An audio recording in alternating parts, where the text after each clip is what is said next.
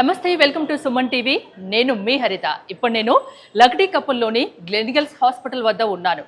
ప్రపంచ స్థాయిలో అత్యుత్తమ వైద్య సేవలు అందిస్తున్న హాస్పిటల్గా గ్లెన్గల్స్ హాస్పిటల్కి పేరుంది. ఇక్కడ లేటెస్ట్ ఎక్విప్మెంట్స్ అన్నీ ఉన్నాయి. లేటెస్ట్ ట్రీట్మెంట్స్ కూడా అవైలబుల్గా ఉన్నాయి.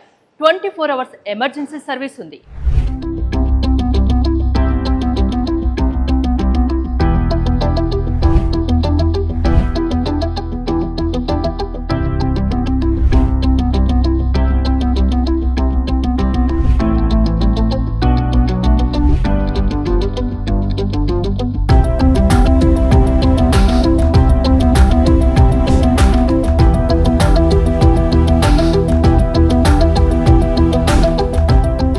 ప్రపంచ స్థాయిలో అత్యుత్తమ వైద్య సేవలు అందిస్తున్న హాస్పిటల్గా గ్లెన్గల్స్కు పేరుంది. నాతో పాటు ఉన్నారు consultant critical care doctor Manindra.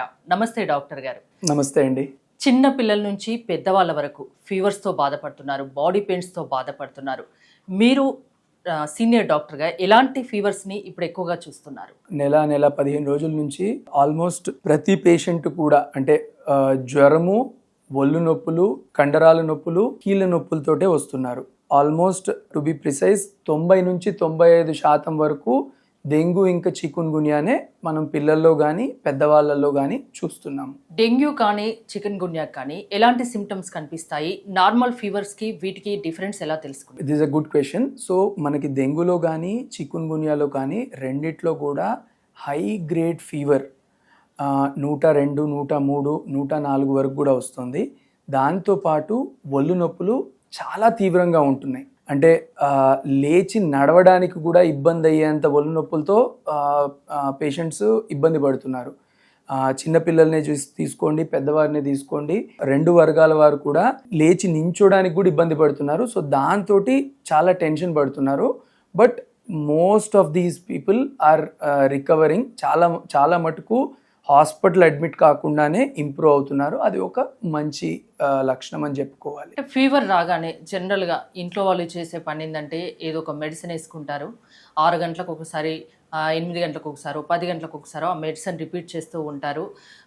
మామూలుగా మళ్ళీ 3-4 డేస్ తగ్గినా మళ్ళీ వచ్చినా కూడా అదే మెడిసిన్ వాడుతూ ఉంటారు. ఇలా వాడొచ్చు. పారాసెటమాల్ అనే టాబ్లెట్ మనందరికీ తెలిసిన టాబ్లెట్.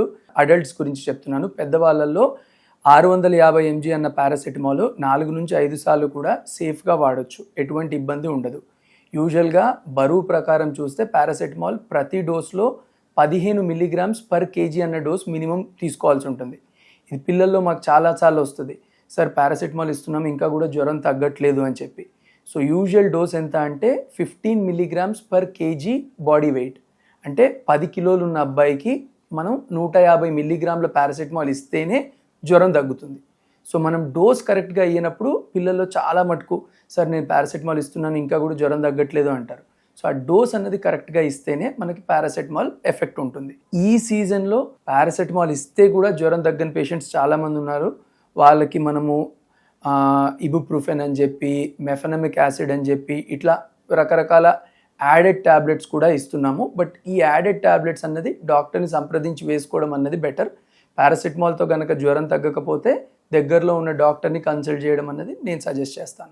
ఫీవర్ కూడా చాలా కామన్ ప్రాబ్లంగా చాలామంది చూస్తూ ఉంటారు. ఎలాంటి సిమ్టమ్స్ కనిపించినప్పుడు మీలాంటి డాక్టర్ దగ్గరికి రావాలి? అంటే ఓన్ సొంత ప్రయోగాలు, సొంత మెడిసిన్స్ అట్లా వాడకుండా మీలాంటి డాక్టర్ని కన్సల్ట్ అయితే బెటర్ అంటారు. సో అంటే ఇప్పుడు ఈ నెల 15 రోజుల నుంచి మనం చూస్తే కనుక ఫీవరు, బాడీ పెయిన్స్ 2 రోజుల కంటే ఎక్కువ ఉంటే బెటర్ డాక్టర్ దగ్గరికి రావడము.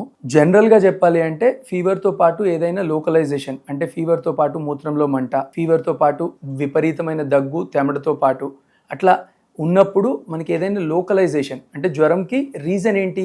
మూత్రంలో మంట ఉంది అంటే మోస్ట్లీ యూరిన్ ఇన్ఫెక్షన్, దగ్గులో తెమడ వస్తుంది అంటే మోస్ట్లీ ఊపిరితిత్తులలో ఇన్ఫెక్షన్, మోషన్స్ వామిటింగ్స్ అవుతున్నాయి అంటే మోస్ట్లీ GI ట్రాక్లో ఇన్ఫెక్షన్. సో అట్లా ఫీవర్తో పాటు ఏదైనా లోకలైజేషన్ ఉన్నప్పుడు ఎప్పుడైనా డాక్టర్ దగ్గరికి సంప్రదించడం చాలా ఉత్తమం. డెంగ్యూ సిమ్టమ్స్ ఎలా ఉంటాయండి? పొట్ట నొప్పి రావడము, దాహం ఎక్కువ వేయడము, తలనొప్పి రావడము, దగ్గు జలుబుతో కూడా డెంగ్యూ పేషెంట్స్ రావచ్చు. రెడ్నెస్ ఆఫ్ ఐస్, కంజంక్టివైటిస్ అంటారు, దాంతో కూడా డెంగ్యూ జ్వరం రావచ్చు. హాస్పిటల్లో అడ్మిట్ అవ్వాల్సిన అవసరం ఉంటుందా ఈ ఫీవర్స్ వస్తే? విపరీతమైన కడుపు నొప్పి, విపరీతమైన తలనొప్పి, చాలా ఎక్కువ ర్యాష్ ఉండడము, తెల్ల రక్త కణాలు 1,00,000 కంటే ప్లేట్లెట్స్ 1,00,000 కంటే తక్కువ ఉండడము, మనం బ్రష్ చేసుకున్నప్పుడు కానీ యూరిన్ వెళ్ళినప్పుడు కానీ రక్తం రావడము, ఎటువంటి బ్లీడింగ్ మేనిఫెస్టేషన్స్ ఉన్నా హాస్పిటల్లో అడ్మిట్ అవ్వడము ఉత్తమము. డెంగ్యూలో మనము బ్రెయిన్ ఎఫెక్ట్ అవ్వచ్చు, లివర్ ఎఫెక్ట్ అవ్వచ్చు. డెంగ్యూలో లివర్ మొత్తం పాడైపోయి లివర్ ఫెయిలియర్ అయిన పేషెంట్స్ని కూడా మేము చాలామందిని చూసాము. కాకపోతే 100 మందికి డెంగీ వస్తే 5% మంది మాత్రమే ఇంత సీరియస్, ఇంత కాంప్లికేట్ అవుతారు. 98% ఎటువంటి ఇబ్బంది లేకుండానే బయటపడతారు. డెంగ్యూ ఫీవర్ అంటే ప్లేట్లెట్స్ కౌంట్స్ పడిపోతూ ఉంటాయి. ఆ పడిపోయినప్పుడు ఎలాంటి కేర్ తీసుకోవాలి? ఎంత శాతం ప్లేట్లెట్స్ కౌంట్ అనేది ఉండాలి? ఎంత ఉంటే ప్రమాదకరం? ఇది ఒకటి స్పెసిఫిక్గా చెప్పాలి అనుకుంటున్నాను. నాకు వచ్చిన చాలామంది డెంగీ పేషెంట్స్ కడుపు నొప్పి అని చెప్తా ఉండే లాస్ట్ 1 మంత్లో. ఆ తర్వాత నేను వాళ్ళని 2-3 అడిగితే ప్రతి ఒక్కరు కూడా పప్పాయ లీవ్స్ని జ్యూస్ చేసుకొని ఆ జ్యూస్ తాగి వస్తున్నారు. నార్మల్గానే ఏ ఆకైనా జ్యూస్ చేసుకొని తాగడం అన్నది ఇట్ ఈస్ చాలా బాగోదు. సో ఎక్కడ కూడా అంటే అదొకటి ఉంది, పప్పాయ లీఫ్ తాగితే ప్లేట్లెట్స్ ఇమ్మీడియట్గా పెరుగుతాయి. సో అది ఎక్కడ ఏ స్టడీ లేదు. దానివల్ల ఇంకా పొట్ట నొప్పి ఎక్కువ అవ్వడము, వామిటింగ్స్ అవ్వడం తప్ప దానివల్ల వచ్చే ఉపయోగం ఏం లేదు. కావాలంటే పప్పాయ ఫ్రూట్ తినండి, న్యూట్రిషియస్ ఫుడ్, హైడ్రేషన్, వాటర్ మంచిగా తాగండి. వాటర్ వీలైతే 3 నుంచి 4 లీటర్లు. వాటర్ అంటే హైడ్రేషన్, కోకోనట్ వాటరే తీసుకోండి, ఓఆర్ఎస్, ఫ్రూట్ జ్యూసెస్. ఈ విధంగా మనం బాడీని హైడ్రేట్ చేసి ఉంచుకుంటే ఆటోమేటిక్గా మనం ఫీవర్ నుంచి ఫాస్ట్గా రికవర్ అవుతాము. సో డెంగ్యూ బీమారికి కానీ చికున్ గున్యాకి కానీ దానికి యాంటీవైరల్ ట్యాబ్లెట్స్ ఏం లేవు. ఇవి వైరల్ ఇన్ఫెక్షన్స్. సో వైరల్ ఇన్ఫెక్షన్స్కి యాంటీవైరల్ ట్యాబ్లెట్స్ ఏమీ లేవు. దానికి ట్రీట్మెంట్ అలా పారాసెటమాల్, హైడ్రేషన్, న్యూట్రిషన్. సో ఈ 3 కనుక మనం సరిగ్గా మెయింటైన్ చేసుకోగలిగితే ఆటోమేటిక్గా మనం రికవర్ అవుతాం. కొంచెం మందిలో ఎవరిలో అయితే రెండోసారి డెంగ్యూ బీమారి వస్తుందో వాళ్ళు సీరియస్ అయ్యే ఛాన్స్ ఉంటుంది. సో దానికి మనకు రక్త పరీక్షలు చేస్తే మనకు ఒక అవగాహన వస్తుంది. అంటే ప్లేట్లెట్స్ కౌంట్ అనేది ఎంతవరకు ఉండాలి, ఎంతవరకు పడిపోతే ప్రమాదకరం? నార్మల్ ప్లేట్లెట్ కౌంట్ అనేది 1,50,000 నుంచి 4 లక్షలు అన్నది నార్మల్ ప్లేట్లెట్ కౌంట్.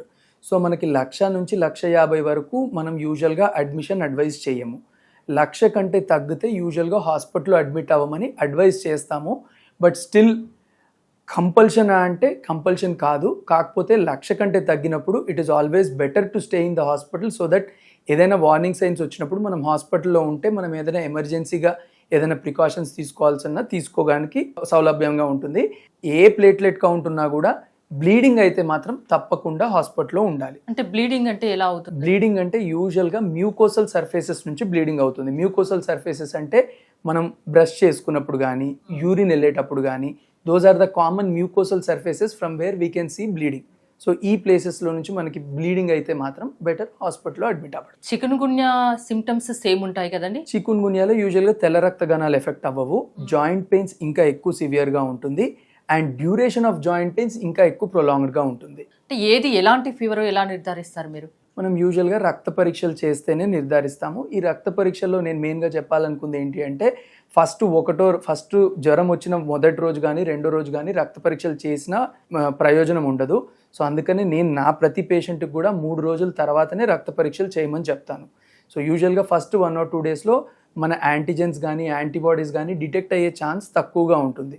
సో యూజువల్గా 2-3 డేస్ తర్వాత రక్త పరీక్షలు చేస్తే దాంట్లో పాజిటివ్ వచ్చే ఛాన్స్ కూడా ఎక్కువగా ఉంటుంది. వైరల్ ఫీవర్స్ ఏమొచ్చినా ఖచ్చితంగా యాంటీబయాటిక్స్ వాడాలా? సో ఇది నాకు మేజర్ ప్రాబ్లము. మాకు వచ్చిన ప్రతి పేషెంట్ సార్ 2 రోజులు ఫీవర్ అయిపోయింది, నేను ఆల్రెడీ అజిత్రోమైసిన్ వేసుకున్నాను, నేను ఆల్రెడీ ఆగ్మెంటిన్ వేసుకున్నాను, ఇలా వచ్చి చెప్తా ఉంటారు.